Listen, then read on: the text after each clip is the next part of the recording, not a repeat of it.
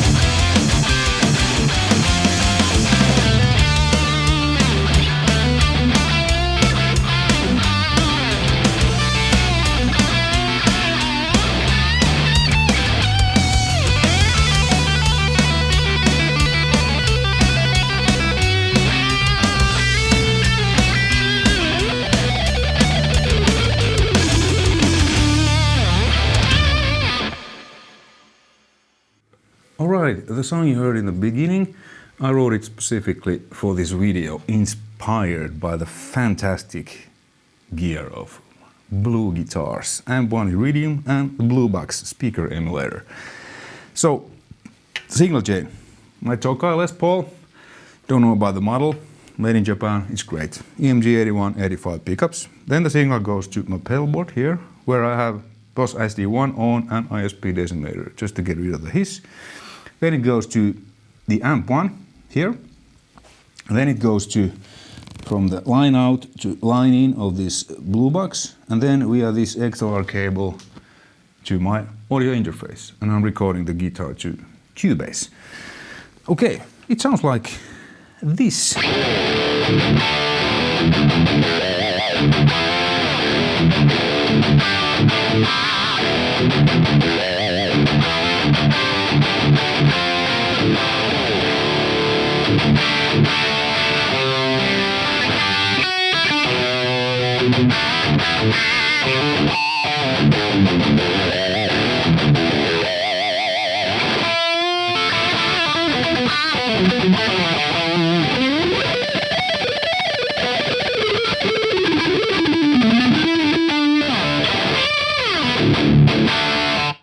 Pretty damn cool.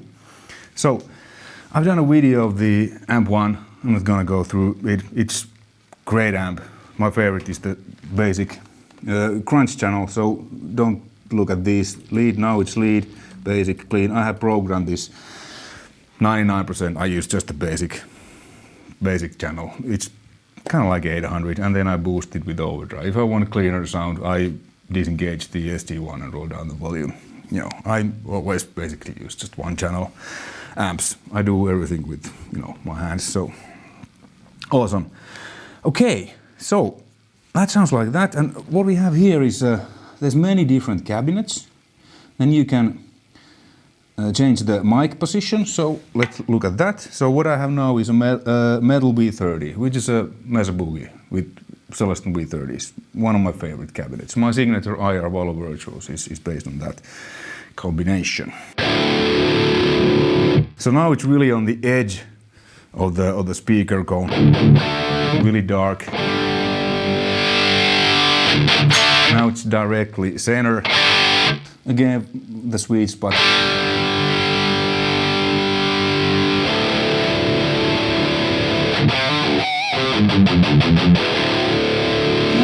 Around 11:30. You know, what are the cabinets?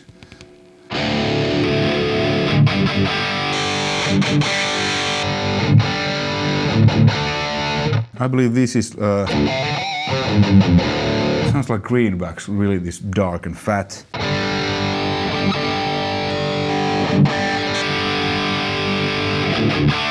These are probably G75 or G75, kind of like dark, hunky. My least favorite Celestion speaker. Yeah, V30s, in a Mesa, in a Marshall cab, whatever, I like them the most.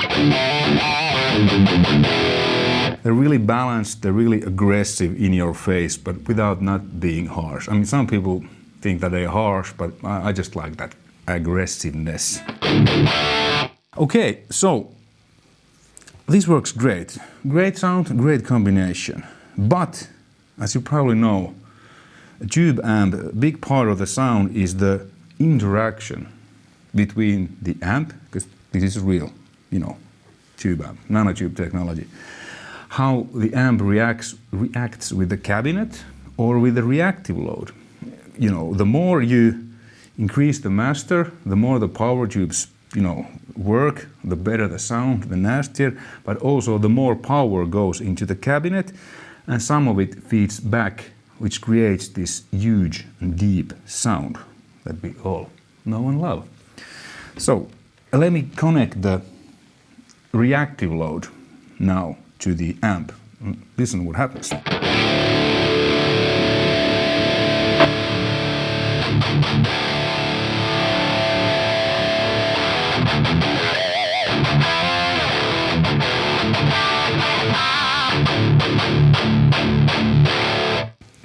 The sound becomes more 3D and more deeper.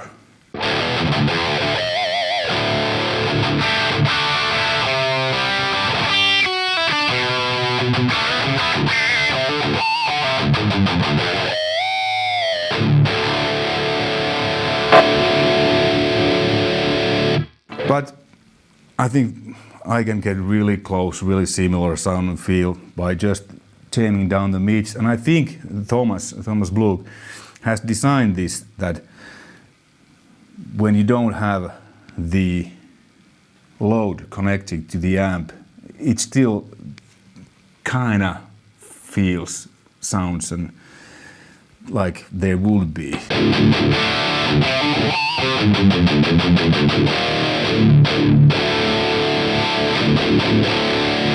It's a little bit but you know, by dialing the mids I can get it to, I'm totally happy and satisfied, because this is the way that I have used, you know, my gear in Syra, so just in-ears, no cabinets. But what is cool that now we play festivals or weather clubs, usually there's always like some old Marshall or whatever cabinet. So I could use whatever cabinet or reactive load as a load, but still have the sound coming from this. Because this is really good IRs.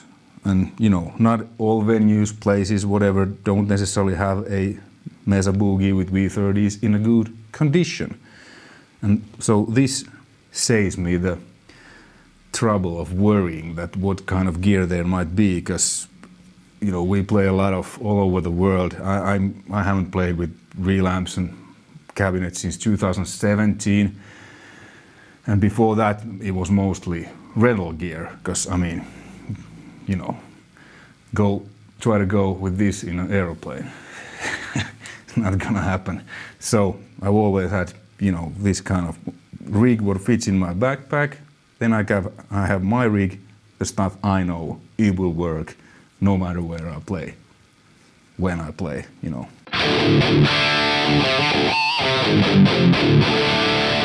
So it's great. Okay, and then let's compare it to the Neunaber Iconoclast, because this Iconoclast I've used many years in Syra. Similar way than this one. So let's change it to input here from BluBox to Iconoclast.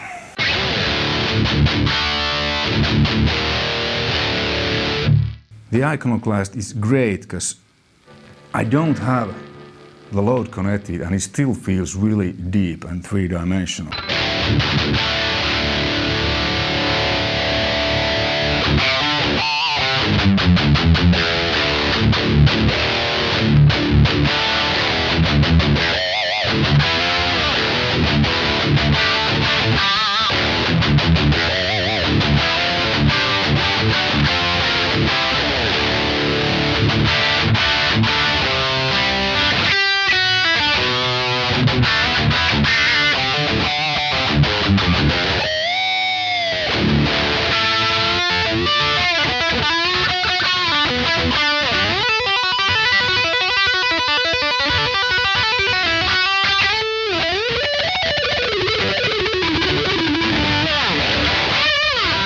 So yeah, this is great also.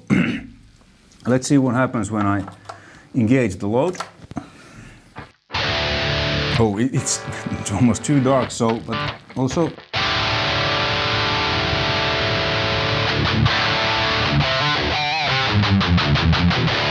So this mid knob kind of acts like, if you have a load connected, you know, just turn it more up, so then it sounds more natural. And when you don't have it,